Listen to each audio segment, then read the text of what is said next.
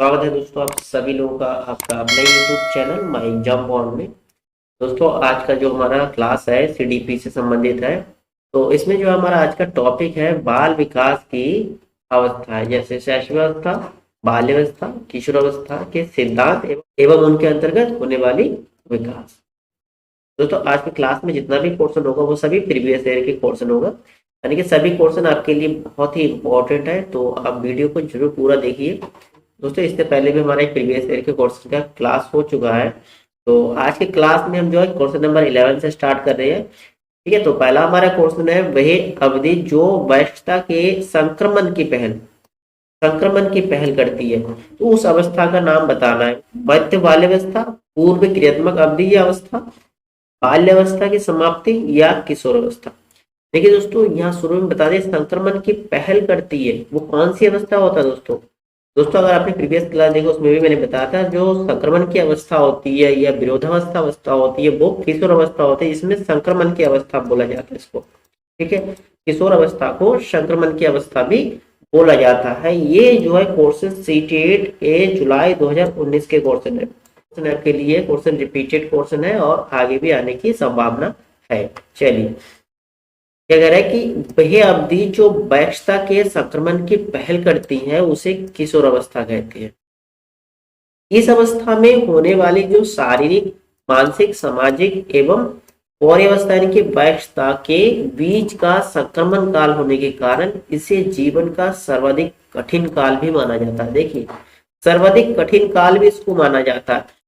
इस अवधि में जो है बालक जो है दोनों ही अवस्था में रहता है। ठीक है, ना तो वो बालक समझा जाता है और ना ही वो पौर यानी कि वयस्क समझा जाता है। ठीक है, तो किशोर अवस्था वही अवस्था है जिसमें बालक जो परिपक्व की ओर अग्रसर होता है, जिसकी समाप्ति पर यानी कि किशोर अवस्था की समाप्ति पर वो पूर्ण परिपक्व या वयस्क व्यक्ति बन जाता है। ठीक है दोस्तों, क्लियर है ना। तो आप चाहो तो इसके स्क्रीनशॉट ले लीजिएगा, बहुत ही इंपॉर्टेंट टॉपिक इसमें आपके लिए। चलिए नेक्स्ट क्वेश्चन देखते हैं। क्वेश्चन नंबर आपका 12 नंबर है, निम्न में से कौन सी बाद की बाल्यावस्था मतलब बाल्यावस्था के बाद के बौद्धिक विकास की विशेषता नहीं है। पहले तो ये समझ लो कि बाल्यावस्था के बाद कौन सी अवस्था होती है, किशोर अवस्था, उसकी विशेषता नहीं है। इसमें से कौन सा जो है किशोर अवस्था की विशेषता नहीं है। भविष्य की योजना की सूझबूझ, विज्ञान की काल्पनिक कथाओं में अधिक रुचि, बढ़ती हुई तर्किक शक्ति या फिर काल्पनिक भयों का अंत।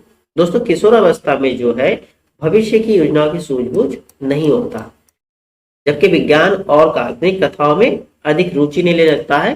किशोर अवस्था के बालक उनके तर्किक शक्ति भी बढ़ती है और साथ ही साथ उनके काल्पनिक भयों का भी अंत होने लगती है। तो ये भी क्वेश्चन आपके यूपी टेट के है, नवंबर 2018 की है। ठीक है, चलिए भविष्य की योजनाओं की सूझबूझ बाल्यावस्था के बाद की अवस्था अर्थात किशोर अवस्था की बौद्धिक विशेषता नहीं है। क्योंकि क्या होता है दोस्तों, किशोर अवस्था में बालक अपने भविष्य की योजनाओं के प्रति चिंतित तो रहते हैं, जिसके कारण वो तनाव में रहता है। ठीक है, ना कि वह अपने भविष्य की योजनाओं के प्रति सूझबूझ प्रदर्शित कर सकता है। ये विशेषता क्या होता है पौर्य अवस्था में हो सकता है। ठीक है दोस्तों, ठीक है नेक्स्ट क्वेश्चन देखते हैं। क्वेश्चन नंबर आपके 13 है, गिरोह की अवस्था किस आयु वर्ग एवं विलंब विकास से संबंधित है। 16 से 19 वर्ष एवं नैतिकता, 3 से 6 वर्ष एवं भाषा, 8 से 10 वर्ष एवं समाजीकरण, 16 से 19 वर्ष या संज्ञानात्मक। तो इसमें आपका आंसर क्या होगा, ऑप्शन सी जो है ये करेक्ट होगा, 8 से 10 वर्ष एवं समाजीकरण। ठीक है, ये भी आपके यूपीटेट 2018 की क्वेश्चन है। देखिए गिरोह की अवस्था 8 से 10 वर्ष एवं विलंब विकास समाजीकरण से संबंधित है। 8 से 10 वर्ष की आयु में बालक अपने समूह का सक्रिय सदस्य बन जाता है, जो किशोर अवस्था में उसका चरम सीमा पर पहुंच जाती है। ठीक है, और गिरे अवस्था जो है समाजीकरण से ही संबंधित होता है। चलिए नेक्स्ट क्वेश्चन देखते हैं, आपको क्लियर हो गया होगा ये क्वेश्चन। क्वेश्चन नंबर आपका 14 है, संज्ञानात्मक विकास के 4 चरणों कौन कौन सा, संवेदी पेशी, पूर्व संक्रियात्मक, स्थूल संक्रियात्मक और औपचारिक संक्रियात्मक, ठीक है, की पहचान किसने किया है। हिलगार्ड ने किया था, स्टार्ट ने किया था, हार्लॉक ने किया था या जीन पियाजे ने किया था। ये क्वेश्चन बहुत ही इंपॉर्टेंट है दोस्तों, ये आपके यूपीटेट में 2013 की क्वेश्चन है। ठीक है दोस्तों, आप लोग अच्छे ढंग से बताओगे संज्ञानात्मक विकास के सिद्धांत किसने दिया था, संज्ञानात्मक विकास के सिद्धांत जीन पियाजे ने दिया था।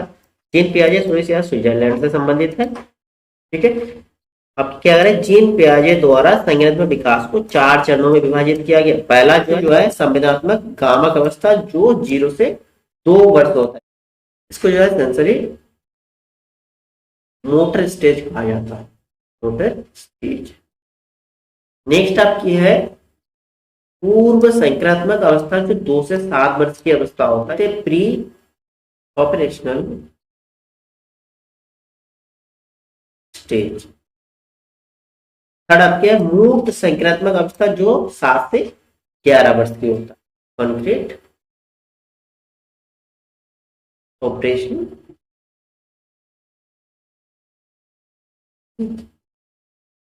फोर्थ दिन क्या आता है औपचारिक संक्रात्मक अवस्था, जो 11 से लेकर 15 वर्ष की होता है, इसे फॉर्मल ऑपरेशनल स्टेज। क्वेश्चन आपके बहुत ही इंपॉर्टेंट है दोस्तों, चाहे तो आप इसके स्क्रीनशॉट ले लीजिएगा। चलिए नेक्स्ट क्वेश्चन देखते हैं। क्वेश्चन नंबर आपका 15 है। 14 वर्षीय देविका अपने आप से पृथक स्वनियंत्रित व्यक्ति की भावना को विकसित करने का प्रयास कर रही है।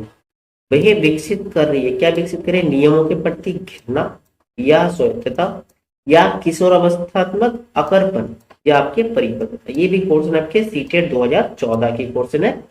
देखिए दोस्तों, देविका जो है अपने आप को पृथक स्वनियंत्रित व्यक्ति की भावना को विकसित का प्रयास कर रही है, तो वह जो है स्वायत्तता विकसित कर रही है। ठीक है दोस्तों, ऑप्शन नंबर बी जो है वो आपका करेक्ट होगा। देखिए 14 वर्षीय देविका किशोरावस्था में है, पहली बात तो ये हो गया। इस अवस्था के बालक या बालिकाओं में शारीरिक मानसिक स्वतंत्रता की प्रबल भावना होती है। ठीक है, इसी के लिए कथन कोलेसेनिक ने कहा था कि किशोर जो है औरों को जो है अपने मार्ग का प्रमुख बाधा समझता है, जो उसे अपनी स्वतंत्रता का लक्ष्य प्राप्त करने से रोकता है। ये जो है किशोरावस्था के बालक की भावनाएं होती है। दोस्तों क्लियर है? चलिए नेक्स्ट क्वेश्चन देखते हैं। क्वेश्चन नंबर आपका 16। शैशव काल की अवधि है जन्म से 2 वर्ष तक, जन्म से 3 वर्ष तक, 2 से 3 वर्ष तक या जन्म से 1 वर्ष तक। देखिए दोस्तों, शैशव काल की बात करें, अलग अलग जो विद्वानों ने अलग अलग वर्गों में रखा है इसको, लेकिन शैशव काल को मुख्यतः प्री शैशव काल जो है जन्म से 2 वर्ष तक के लिए होता है। अगर आपसे उत्तर शैशव काल की बात करते हैं तो 2 से 5 वर्ष के लिए होता है, वो उत्तर शैशव काल होता है। देखिए शैशवावस्था जो है बालक का निर्माण काल होता है। सामान्यतः यह जो जन्म से लेकर 5 वर्ष तक मानी जाती है, लेकिन पहले के जो जन्म से 2 वर्ष तक की जो अवस्था होता है वो शैशवावस्था, और जो 2 वर्ष से लेकर 5 वर्ष की अवस्था जो होता है वो उत्तर शैशवावस्था होती है। ठीक है, किंतु जो है विभिन्न विद्वानों ने अलग अलग जो अपने अपने ढंग से वर्गीकृत किया है। इन्हीं विद्वानों में जो कोल थे उन्होंने शैशवावस्था की आयु जो है जन्म से 2 वर्ष तक माना है। ठीक है दोस्तों, क्लियर है? चलिए नेक्स्ट क्वेश्चन देखते हैं। क्वेश्चन नंबर आपका 17 है। किशोर डैश है का अनुभव कर सकती है, क्या अनुभव कर सकते हैं, बचपन में किए गए अपराधों के प्रति डर के भाव, आत्मसिद्धि के भाव, जीवन के बारे में परितृप्ति या दुश्चिंता और स्वयं से सरोकार। ये भी आपके सीटेट 2012 की क्वेश्चन है दोस्तों। दूसरे जो ये सबसे ज्यादा संक्रमण की अवस्था होती है, इसमें क्या बहुत ज्यादा तनाव में रहते हैं तो दुश्चिंता भी होती है। ठीक है, तो किशोर जो है दुश्चिंता और स्वयं से सरोकार का अनुभव कर सकते हैं। देखिए दोस्तों, इसका ब्लेयर जोन्स एवं सिप्सन के अनुसार जो है किशोर महत्वपूर्ण बनना, अपने समूह में स्थिति प्राप्त करना और श्रेष्ठ व्यक्ति के रूप में स्वीकार किए जाना चाहता है। इसके अलावा जो है व्यवसाय चुनने की समस्या आदि के कारण भी अधिक चिंतित रहने लगता है और धीरे धीरे वो क्या हो जाता है, दुश्चिंता के रूप ले लेती है। ठीक है दोस्तों, क्लियर है? चलिए नेक्स्ट क्वेश्चन देखते हैं। क्वेश्चन नंबर आपका 18।